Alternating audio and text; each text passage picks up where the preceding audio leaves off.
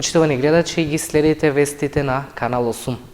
Општина Кочани ќе реализира еколошки проект со финансиска поддршка од германската покрајна Северна Рајна, Вестфалија. Настанот имаше и интерактивен карактер, при што присутните дебатираа за теми од областта на екологијата.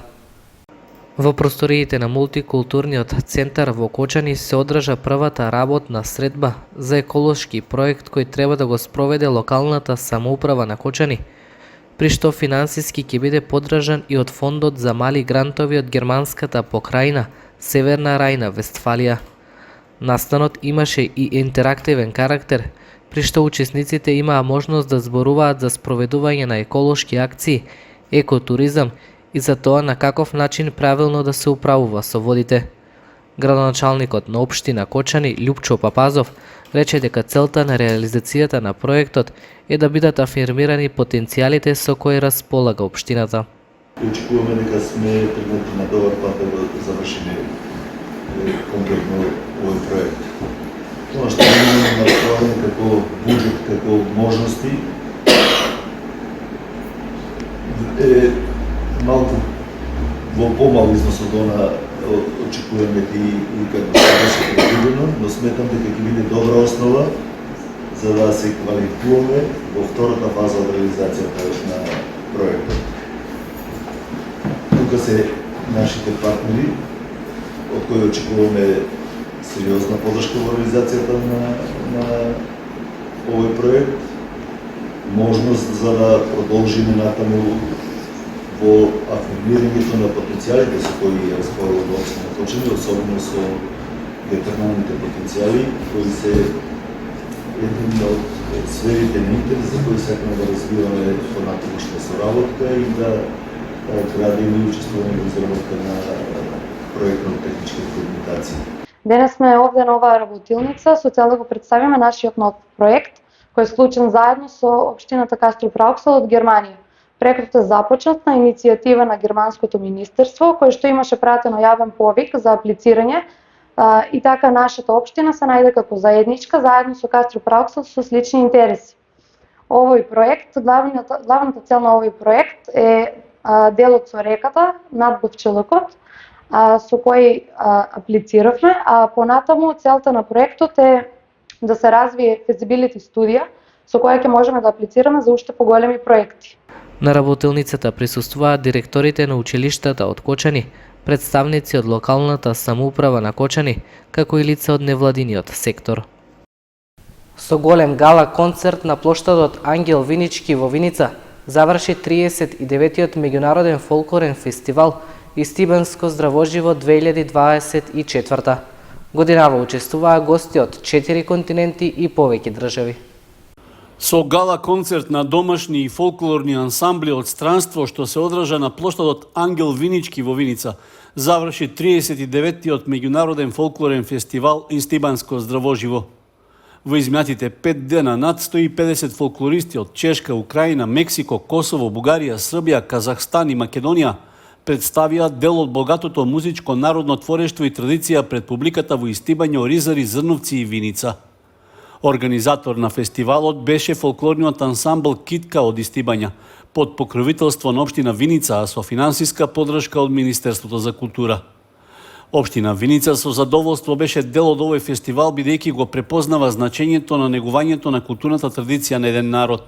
Благодарение на овие настани се потсетуваме на убавината на изворните македонски песни и ора, на нашата традиција и на корените, истакна градоначалникот на Виница Миле Петков. При тоа тој го искаже и задоволството што представници од различни држави имаа можност да го запознаат нашиот менталитет, а со нивното присуство во изминатите неколку дена да придонесат за заживување на целиот регион. Покрај играорните настапи на ансамблите како придружни содржини на фестивалот, во Домот на културата во Истибања беше организирана пригодна изложба на стари народни предмети, алати и храна, како и традиционално зажнивување на ориз. Во рамки на 5-дневната програма беа организирани и национални вечери на земите учеснички на Истибанско здравоживо 2024. Поетите од литературниот клуб Копнеш од Кочани реализираа поетско читање на отворено пред Центарот за култура Бели Мугри. Председателот Раче Мицов Истакна дека настанот се одржува по повод 3 значајни празници. Дел од членовите на литературниот клуб Копнеш од Кочани реализираа литературно читање на отворено, при што пред граѓаните во паркот на Револуцијата ги презентираа своите собствени дела. Председателот на клубот, Раче Мицов, посочи дека целта е што повеќе граѓани да се запознаат со нивната работа. Ова читање е посветено на 3 значајни јубилеа за нашата општина. Првиот јубилеј е осамословењето на Република Македонија на 8 септември 1991 година. Вториот јубилеј е ослободувањето на Кочани на 7 септември 1944 година.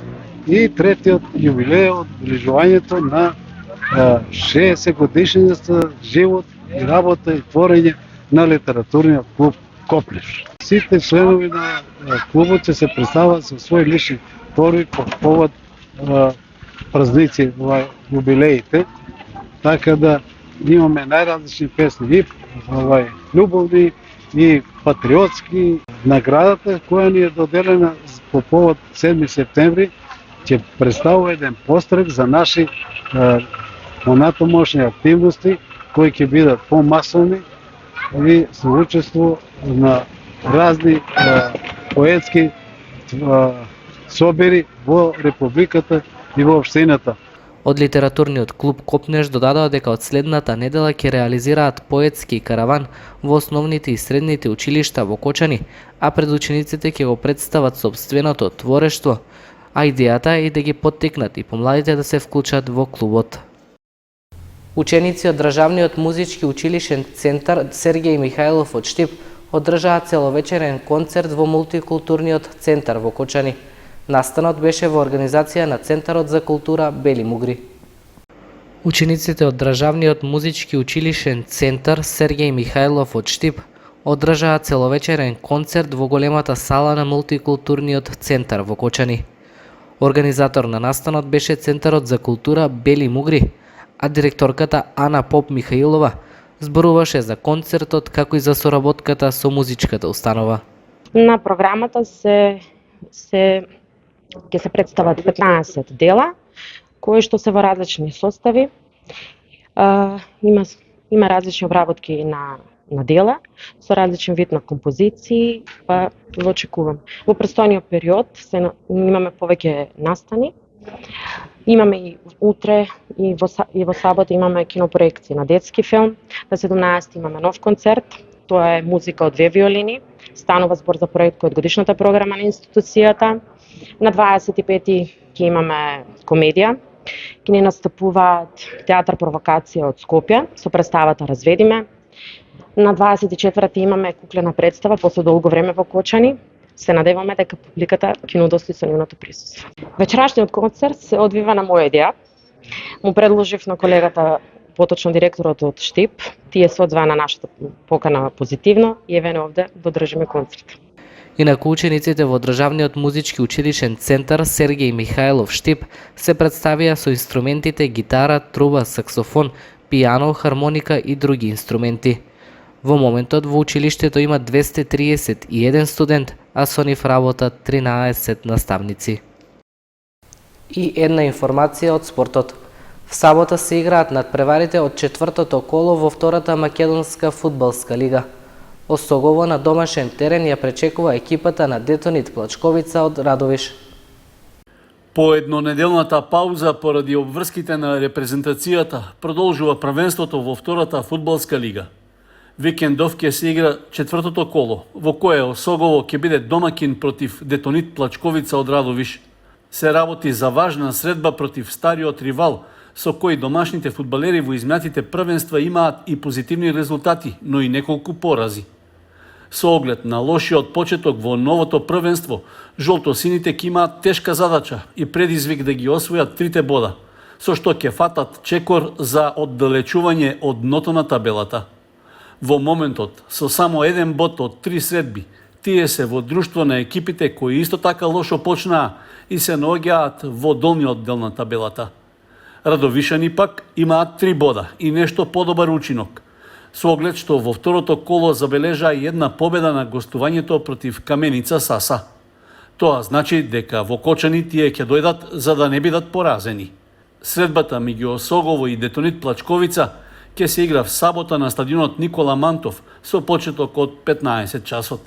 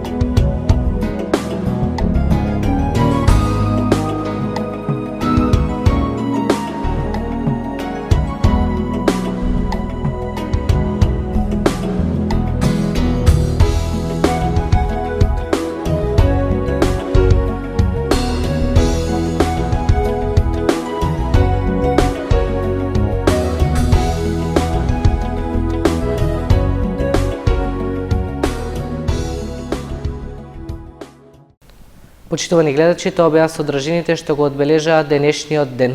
Ви посакуваме пријатен викенд. Довидување.